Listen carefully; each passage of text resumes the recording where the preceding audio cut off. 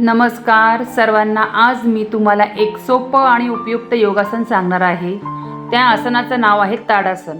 हे आसन शरीराची ठेवण सुधारण्यासाठी आणि संतुलन वाढवण्यासाठी खूप फायदेशीर आहे।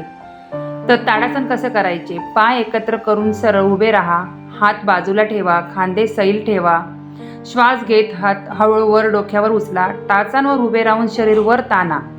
असे 15 ते 20 सेकंद सामान्य श्वास घ्या।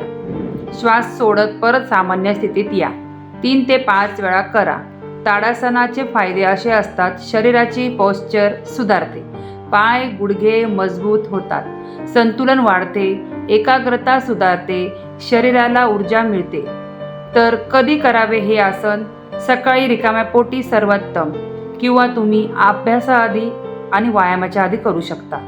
तर अशा प्रकारे ताडासन हे सोपं पण अत्यंत फायदेशीर आसन आहे। आपण दररोज काही मिनिटे हे आसन केल्यास आपलं आरोग्य चांगलं राहू शकतं। तर तुम्हाला असेच आसनाच्या विषयी माहिती हवी असेल तर नक्की मला कमेंटमध्ये येस टाईप करा। धन्यवाद।